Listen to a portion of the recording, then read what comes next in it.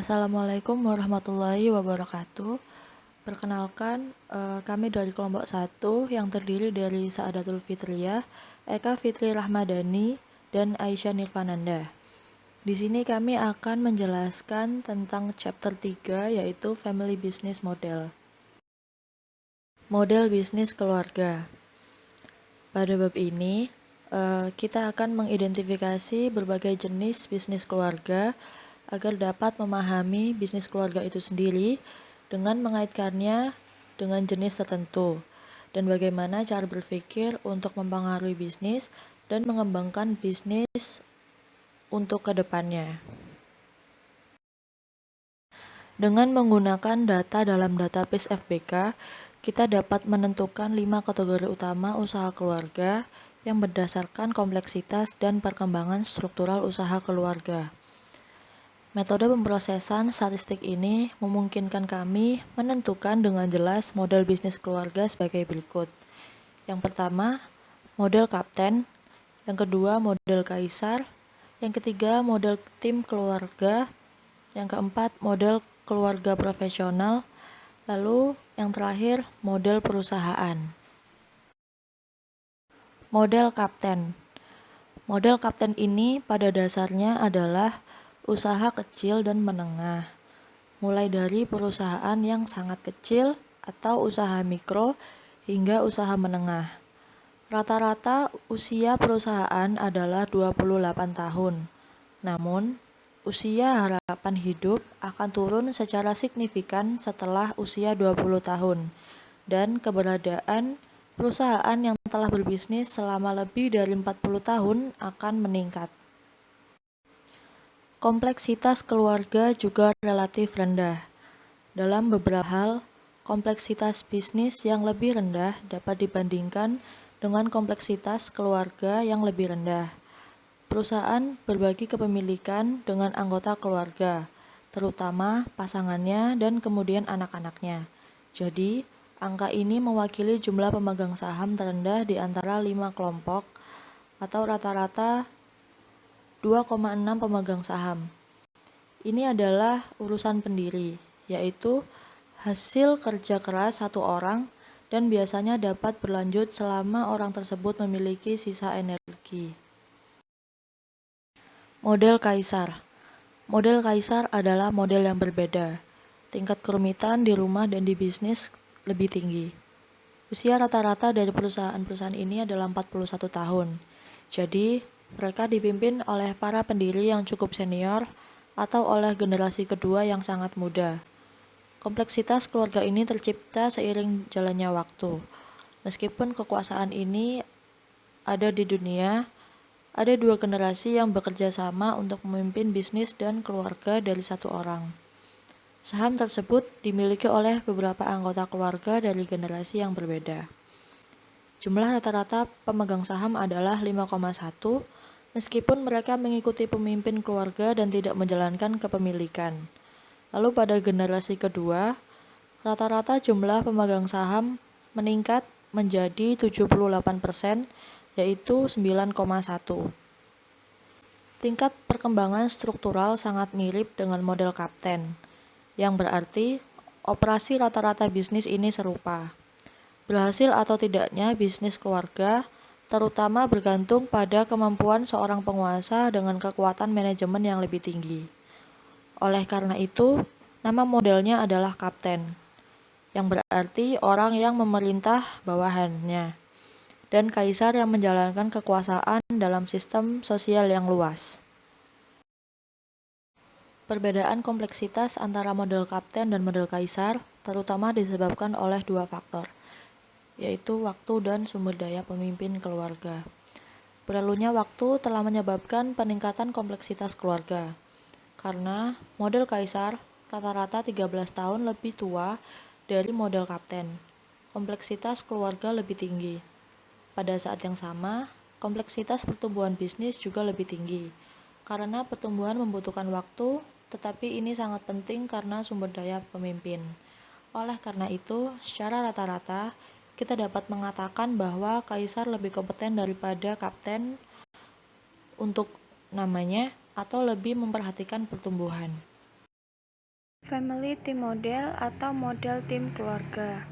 Dalam bisnis keluarga ini, terdapat fitur yang unik, yaitu kompleksitas keluarga lebih besar daripada kompleksitas bisnis. Rata-rata jumlah pemegang saham relatif tinggi mencapai hingga 6,5. Gangguan yang dapat terjadi dalam bisnis sebagai akibat dari kompleksitas keluarga akan tampak terbatas dan sebagai batasan diterapkan untuk memasukkan anggota keluarga ke dalam perusahaan. Batasan ini berlaku sampai batas tertentu spontan, karena ukuran kecil dari perusahaan itu tidak menarik bagi anggota keluarga yang profesional dan lebih memilih untuk berkarir di luar keluarga bisnis. Pembeda antara kepemilikan dan manajemen yang dimasukkan ke dalam model ini membutuhkan pembangunan struktural yang diterapkan sejauh mungkin.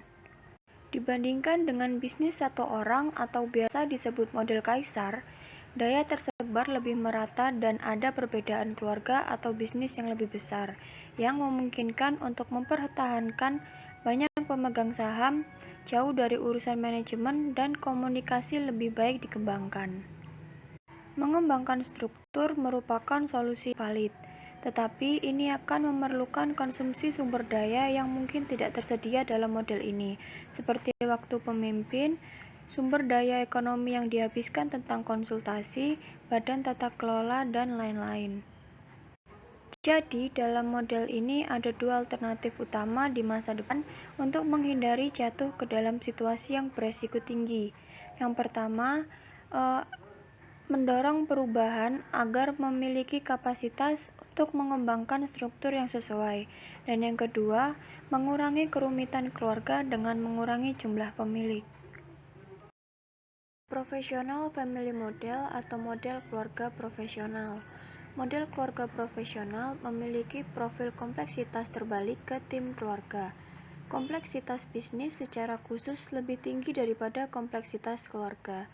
Jenis usaha ini telah mengalami tingkat pertumbuhan dan perkembangan yang relatif tinggi, dan tampilan kompleksitas bisnis tingkat menengah secara praktis setara dengan model kaisar. Perbedaan besar antara model keluarga profesional dan model kaisar terletak dalam cara pengelolaannya. Strukturnya sangat berbeda. Pertumbuhan dan perkembangan tidak datang dari satu pemimpin yang sangat kompeten, tetapi dari struktur bisnis keluarga yang berkembang dengan baik. Sejak generasi pertama, keluarga memilih lebih sedikit model manajemen yang dipersonalisasi. Keluarga sangat terlibat dalam manajemen. Keluarga adalah keluarga manajerial yang berorientasi pada bisnis yang berkembang dengan kecanggihan tingkat tinggi dalam manajemen dan struktur secara umum. Frekuensi usaha jenis ini tumbuh dalam 10 tahun pertama, kemudian melewati stabilitas jangka panjang dan menurun selama 40 tahun terakhir. Dari jumlah bisnis kecil yang dimulai dengan model ini, menunjukkan bahwa ini bukan model terbaik untuk periode startup. Model kaisar mungkin lebih tepat untuk memulai periode startup. Ini harus menjadi bahan pemikiran bagi para akademisi dan konsultan. Penting untuk menghindari merekomendasikan bisnis keluarga untuk mengimplementasikan struktur yang tidak sesuai dengan profil kompleksitasnya yang terlalu besar. Namun, setelah periode startup berlalu, model ini terbukti menjadi sukses sehingga keluarga dan bisnis bertambah kompleks dan berkembang menuju model korporasi. Corporation model atau model korporasi. Model korporasi adalah model yang paling berkembang di dalam beberapa model ukuran. Ini menunjukkan kompleksitas terbesar sebagai sebuah keluarga dan sebagai bisnis yang memiliki tipe dengan rata-rata tertinggi usia 61 tahun. Tingkat perkembangan struktur juga lebih tinggi dari model keluarga profesional. Sebagai indikasi tingginya tingkat kerumitan keluarga, rata-rata jumlah pemegang saham adalah 13 anggota. Karena ini adalah model yang paling membatasi anggota keluarga memasuki manajemen. Ini adalah bisnis keluarga di mana keluarga telah berkembang terhadap sisi kepemilikan yang dibedakan dari manajemen sisi. Kehadiran dalam beberapa kasus, anggota keluarga berada di puncak manajemen bersifat tidak langsung. Perusahaan-perusahaan yang dikelola oleh eksekutif keluarga dapat dengan mudah berkembang menjadi perusahaan dengan eksekutif non-keluarga, yang juga termasuk dalam model ini. Keberhasilan model ini dari waktu ke waktu tidak terbantahkan. Berlalunya waktu membuat model ini menjadi yang dominan karena jika kompleksitas meningkat, model lainnya berkembang ke arah model ini atau mereka cenderung menghilang. Analisis komparatif model. Masing-masing model bisnis keluarga yang diidentifikasikan cenderung berkonsentrasi kuadran tertentu dari profil kompleksitas yang terdiri dari 4 jenis.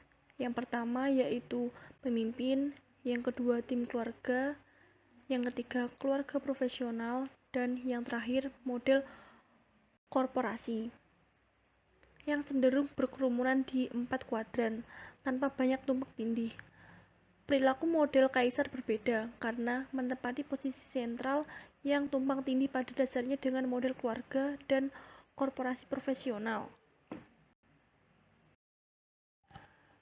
Dari sudut pandang struktural, pada bilah pengembangan struktur terdapat 5 model yang dibagi menjadi 3 kelompok. Yang pertama yaitu model Kapten Kaisar, yang berisi model bisnis keluarga yang memiliki pengembangan struktur sederhana. Mereka adalah satu orang model di mana urutan berasal dari satu individu tertentu.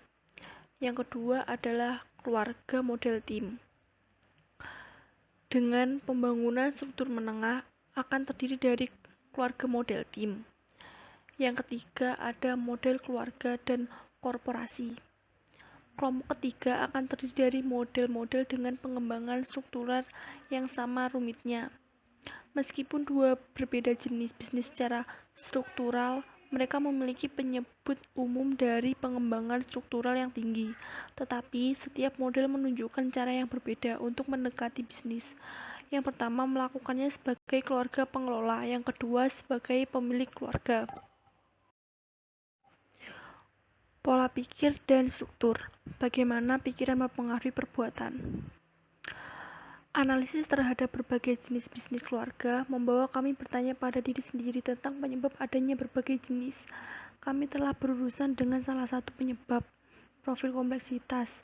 Kompleksitas keluarga dan bisnis menghasilkan kebutuhan untuk membuat struktur pemesanan agar sesuai dengan kompleksitas tersebut. Namun, ini tidak dapat menjadi satu-satunya penjelasan atau bahkan satu dalam beberapa kasus. Pada saat yang sama, keluarga dan perusahaan profesional model lagi-lagi memiliki struktur yang mirip tetapi kompleksitas yang berbeda profilnya. Dengan perbedaan penting, dalam satu keluarga mendominasi pengelolaan bisnis, sementara di sisi lain keluarga berfokus pada pemilikannya. Penjelasan kedua. Di luar kompleksitas, ada hubungannya dengan dipengaruhi oleh cara berpikir kita tentang realitas dan bagaimana bertindak menuju kenyataan. Ide yang ingin diseberangi adalah bahwa perilaku masyarakat tidak hanya terutama. Dengan demikian, misalnya, siswa yang gagal ujian tidak akan memiliki arti yang sama jika ia berpikir dia gagal karena guru tidak suka atau jika di sisi lain ia berpikir siswa lain belajar lebih dari yang dilakukan. Jika ia mengisahkan fakta telah gagal perbuatan sendiri, tetapi orang lain mungkin dia tidak akan merasa perlu untuk mengubah cara dia belajar. Tetapi sebaliknya, untuk lebih memperhatikan hubungannya dengan para guru untuk meningkatkan perasaan mereka terhadapnya dan menghindari dari kekecewaan ujian lainnya. Oleh karena itu, perbuatan akan ditunjukkan untuk meningkatkan hubungannya, keterampilannya dalam rangka mempengaruhi perbuatan guru secara positif. Jika di sisi lain ia berpikir kegagalannya adalah karena kurangnya belajar, ia akan berkonsentrasi pada perbuatannya untuk memperpanjang tugas itu. Bagaimana bisnis dirasakan, ujung-ujungnya yang dikejar. Citra pengembangan bisnis yang diingat. Semua ini adalah aspek penting dari karakteristik yang dikembangkan dalam bisnis. Model Kapten dan Kaisar atau model satu orang. Model bisnis keluarga ini memiliki pola pikir yang sama, dan akibatnya dikelola dengan cara yang sama, meskipun berbagai jenis bisnis. Pola pikir ini bertemu pada dua ide utama. Yang pertama, bisnis keluarga diwakili oleh satu individu. Dalam pola pikir ini, bisnis adalah perpanjangan dari pemimpin yang sesuai keinginannya. Yang kedua, kepemilikan dan pengelolaan tidak dapat dipisahkan. Dalam pola pikir ini, nilai bisnis disediakan oleh manajernya. Kepemilikannya relatif aksesori, oleh karena itu pemilik harus mengelola bisnis. Memisahkan kepemilikan dan manajemen tidak ada artinya. Pola pikir ini mengadopsi karakteristik berikut dalam tindakan. Struktur difokuskan pada pengusaha, pemesanan dilakukan keduanya keluarga dan bisnis oleh anggota keluarga yang dominan, yang biasanya pendiri bisnis. Struktur tidak dikembangkan lebih lanjut dari pengusaha atau anggota keluarga yang dominan membutuhkannya. Bisnis ini sangat tergantung pada pengusaha dan atau karakteristik, motivasi, dan vitalitasnya. Hilangnya vitalitas pengusaha melibatkan hilangnya vitalitas dalam bisnis. Institusionalisasi sangat rendah karena ada sedikit pengertian dalam memiliki badan pengambilan keputusan. Dengan pengusaha dalam bisnisnya sendiri, juga tidak ada gunanya dalam memiliki dewan keluarga. Konstitusi keluarga lebih umum karena memberikan kesempatan bagi wirausahawan untuk melembagakan aturannya. Hubungan keluarga atau bisnis berputar di sekitar tempat kerja. Masalah keluarga adalah siapa yang bekerja dan siapa yang tidak bekerja di perusahaan, dan berapa gaji mereka. Komponen kepemilikan adalah praktik manajemen tidak dikembangkan sampai batas besar. Bisnis ini menunjukkan perkembangan kewirausahaan yang kebijaksanaan manajerial yang tinggi dari pengusaha yang memungkinkan. Kualitas manajemen tergantung, oleh karena itu, pada sumber daya dan keterampilan pengusaha. Komunikasi sebagai manajemen perbedaan cukup kekurangan, karena pengusaha melakukan hubungan dari posisi superioritas. Oleh karena itu, sering terjadi perbedaan, karena kepemimpinan perusahaan mencegah mereka muncul. Suksesi mungkin kurang lebih disiapkan secara hukum dan ekonomi, tetapi sulit untuk mempersiapkan aspek manajemen, mengingat tingginya ketergantungan bisnis terhadap pengusaha. Kapan dia menua, kelemahan yang dihasilkan cenderung ditularkan ke bisnis. Dalam kasus model Kaisar, kurangnya struktur menjadikan usia pengusaha sebagai risiko struktural yang faktornya luar biasa. Suksesi dipandang sebagai pengganti pengusaha oleh salah satu anaknya, atau lebih dari satu, acting seolah-olah mereka adalah satu. Seperti yang kami sebutkan sebelumnya, Kaisar tidak mungkin dapat menduplikasi dirinya dalam model yang sama. Ini mungkin jelas kepada pengamat luar, tetapi tidak kepada Kaisar. Sebagai modelnya tidak memungkinkan dia untuk melihat model lain dan menyadari keterbatasan itu ketika ia melemah atau mati. Model keluarga profesional. Sebagai contoh model ini dapat menyebutkan bisnis yang dijalankan oleh keluarga, seperti hotel atau kegiatan profesional yang dilakukan oleh keluarga seperti lembaga administratif atau kantor. Pola pikir bertumpu pada ide-ide berikut. Yang pertama, bisnis ini melayani keluarga. Bisnis ini adalah tempat kerja bagi anggota keluarga dan tujuannya adalah untuk menghasilkan profesional dan keamanan ekonomi bagi mereka. Yang kedua, nilai bisnis terletak pada bekerja di dalamnya dan semua orang dipersilakan untuk bekerja di sana. Tidak melakukannya berarti tidak tertarik pada bisnis keluarga dan karenanya tidak menerima pendapatan dari itu juga. Struktur yang bekerja sama dengan pola pikir ini ditandai dengan pembangunan tinggi, menjaga prioritas keluarga di manajemen dan keterbatasan yang dibutuhkan ukurannya yang kecil. Di sini, bisnis bukanlah permainan yang dimainkan oleh seorang pemimpin, seperti dulu kasus dalam model satu orang, melainkan urusan keluarga. Sebagai dengan demikian, pengembangan lebih berkembang. Namun, perbedaan model keluarga atau bisnis serendah sebelumnya, tidak ada gunanya membangun diferensiasi ini, karena bisnis ini melayani keluarga. Kurangnya diferensiasi ini juga berarti bahwa profesionalisasi pengelolaan bisnis dan penataan informasi keduanya rendah. Kebijakan ini lebih merupakan salah satu dari semua orang kotoran dan semuanya akan berhasil. Komunikasi di sisi lain jauh lebih berkembang. mencapai tingkat yang dekat dengan keluarga, dan korporasi profesional model. Kapasitas keluarga untuk komunikasi adalah salah satu alasan mengapa belum tersebut bisnis. Namun, itu adalah komunikasi yang tidak terbanding karena keluarga diberikan prioritas dalam pengambilan keputusan. Perjanjian keluarga dicapai lebih mudah, meskipun pada akhirnya mungkin ada harga yang harus dibayar untuk pengembangan kewirausahaan yang buruk dan bisnis-bisnis ini. Suksesi dikembangkan ke tingkat menengah. Kapasitas komunikasi mereka memungkinkan keluarga-keluarga ini untuk menghadapi masalah.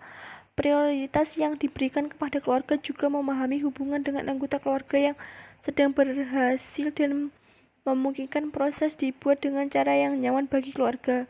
Ini memakan korban dalam bentuk yang lebih rendah. Kapasitas untuk generasi di perusahaan-perusahaan ini, dan oleh karena itu menghasilkan lebih sedikit perkembangan. Model korporasi.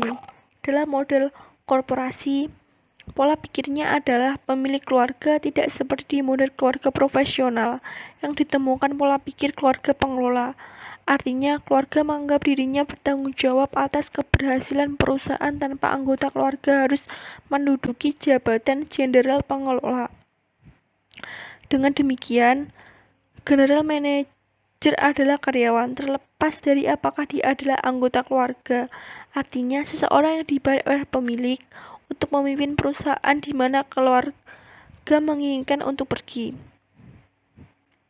Keluarga tidak mengambil kebutuhan untuk mengelola perusahaan, tetapi bertanggung jawab atas manajemennya, yang membuatnya menuntut standar tinggi dari tim manajemen. Jadi misalnya masuk akal untuk menggantikan eksekutif keluarga jika penampilannya tidak cukup baik. Pola pikir ini membatasi pengembangan struktur. Jadi untuk korporasi, pengembangan struktur dapat secanggih seperlunya, selama ada kapasitas untuk melakukannya. Tanpa cara berpikir keluarga menjadi hambatan untuk struktur pengembangan. Batas ditetapkan oleh kompetisi keluarga, tetapi tidak dengan pola pikirnya. Strukturnya mirip dengan model keluarga profesional. Dengan demikian, tingkat pelembagaannya tinggi. Hal ini sedikit lebih dikembangkan dalam semua dimensi daripada model keluarga profesional. Namun demikian, institusionalisasi agak lebih berkembang tingkat manajemen dan tata kelola direksi daripada keluarga pemilik dewan keluarga. Ini dapat dikaitkan dengan pengetahuan yang lebih berfungsi bagian ini.